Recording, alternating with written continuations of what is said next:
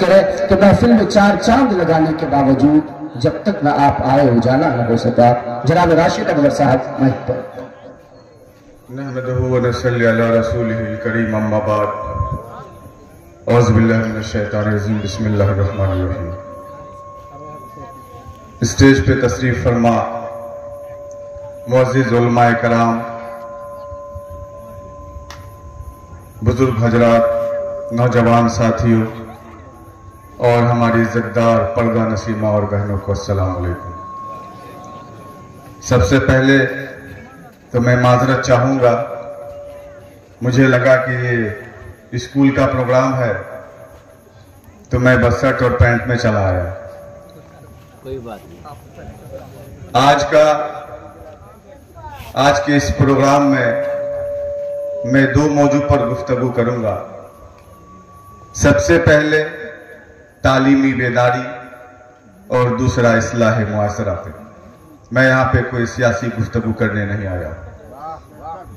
मेरे बुजुर्गों, दोस्तों, नौजवान साथियों,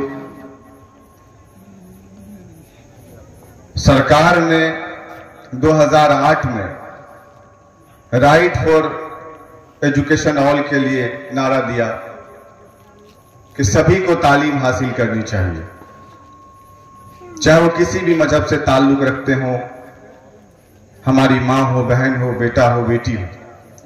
लेकिन हमारे और आपके नबी करीम सल्लल्लाहु अलैहि वसल्लम ने 1400 साल पहले उन्होंने कह दिया कि तालीम हासिल करना सभी पर फर्ज है। तालीम की बुनियाद दीनी और दुनियावी नहीं है। हमारी नीयतें तालीम को अलग अलग बांटती। अगर मैं दुनियावी तालीम हासिल करता हूं, डॉक्टर या इंजीनियर बनता हूं, मेरी नीयत यह होती है कि मैं जब डॉक्टर बन जाऊंगा तो कम से कम पैसे लेकर गरीब लोगों की इलाज करूंगा, तो ये नीयतें भी खिदमत खल्क है, इस सवाब का एक जरिया है।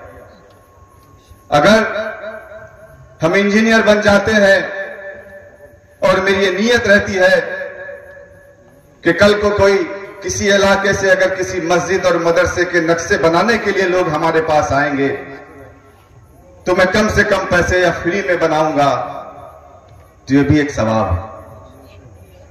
और मैं दीनी तालीम हासिल कर लेता हूं, बहुत बड़ा आलिम बन जाता हूं, हाफिज कुरान बन जाता हूं, और मेरी नीयत यह होती है कि मैं इस तालीम के बनिस्बत खूब पैसा कमाऊंगा।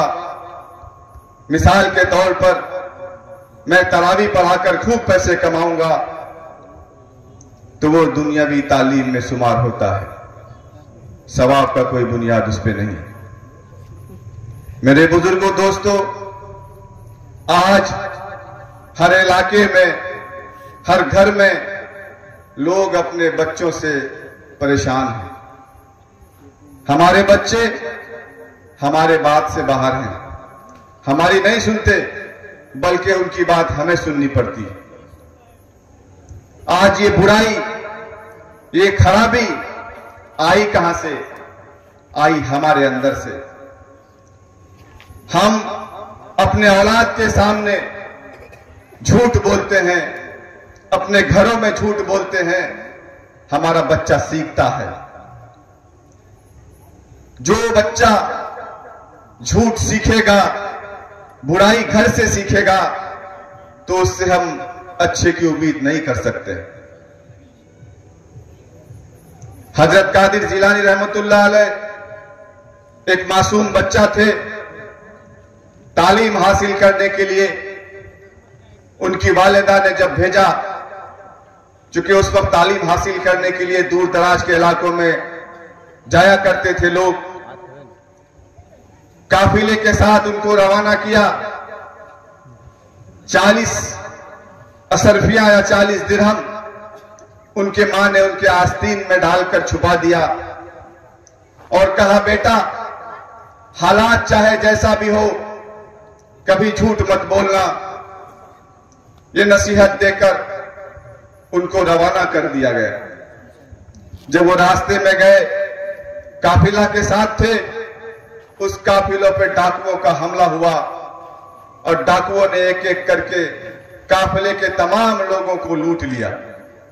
जब आखिर में बच्चा समझकर कादिर जिलानी रहमतुल्लाह अलैह के पास गए, उनको पूछा, बच्चे तुम्हारे पास क्या है? उन्होंने कह दिया कि 40 अशरफियां मेरे पास है।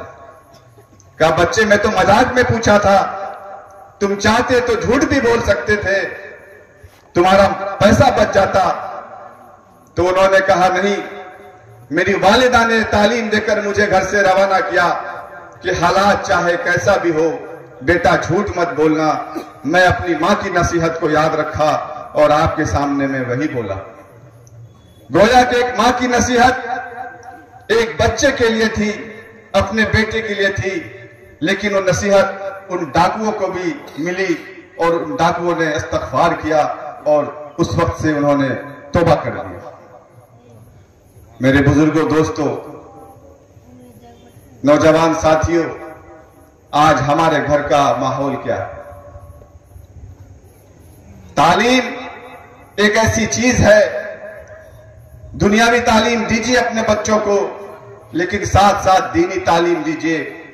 अगर आप एक मकान बनाते हैं, उसका नींव अगर टेढ़ा होगा तो वो गोया के पूरा इमारत टेढ़ा होगा। अगर उसकी नींव मजबूत और सीधी होगी तो इमारत भी सीधा और टिकाऊ होगा। आज अपने बच्चों को दीनी तालीम से हटाकर दुनियावी तालीम दे तो देते हैं। बच्चा अमेरिका में होता है, बच्चा दिल्ली में होता है, खूब पैसे कमा रहा होता है, लेकिन पलटकर अपने माँ बाप को नहीं देखता। आखिर वक्त में मिट्टी देने के लिए वो हवाई जहाज से आकर मिट्टी देकर चला जाता है। एक बूढ़ा माँ बाप की सेवा तक नहीं कर सकता। और आज हमारे इलाके में, हमारे अंदर ये बुराई आ गई है कि खूब दौलत कमाओ, खूब माल कमाओ, माल चाहे कैसा भी आ रहा है, बस आना चाहिए। और हराम का एक निवाला भी अगर आपके हलक के अंदर जाएगा तो 40 दिन तक आपकी दुआएं कबूल नहीं होगी। ये फिक्र किसी को नहीं, बस माल आना चाहिए। हजरत अल्लामा इकबाल रहमतुल्लाह अलैह जब अपनी मां के पेट में थे तो उनके वालिद मोहतरम किसी सूदी कारोबारी के यहां मुलाजमत करते थे।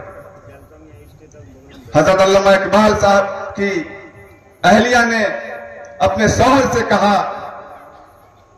कि आप उस सूदी कारोबारी के यहां मुलाजमत मत करिए, क्योंकि आपके पास जो पैसा आता है मुझे नहीं लगता है कि वो पैसा हलाल है। उन्होंने समझाया, बेगम मैं दूसरा काम देख रहा हूं, जैसे ही मुझे कोई अच्छा काम मिलेगा तो मैं छोड़ दूंगा। गोया के एक सूदी कारोबारी के यहां अगर आप दवात भी खिसकाते हैं तो आप भी इस गुनाह में शरीक हो गए। हजरत अल्लामा इकबाल की वालिदा ने अपने शौहर को दिन रात उनसे आरजू करी, विनती करी, लेकिन वो वहां पर तिजारत मुलाजिमत नहीं छोड़े। जब अल्लामा इकबाल साहब का इस रूह जमीन पर जब वो आए, चांद सा खूबसूरत लड़का बच्चा, कौन मां बाप उसको प्यार नहीं करेगा, कौन अपने सीने का दूध नहीं पिलाएगा, लेकिन उनकी वालिदा ने उन्हें बकरी का दूध पिलाया। जब अल्लामा इकबाल के वालिद साहब ने कहा कि तुम उसे अपना दूध क्यों नहीं पिलाती, उन्होंने कहा कि जब ये बच्चा मेरे पेट में था मैं मजबूर थी, आप जो कमा कर लाते थे मैं वो खाती थी, मेरा बच्चा भी वही खाता था। लेकिन आज वो बच्चा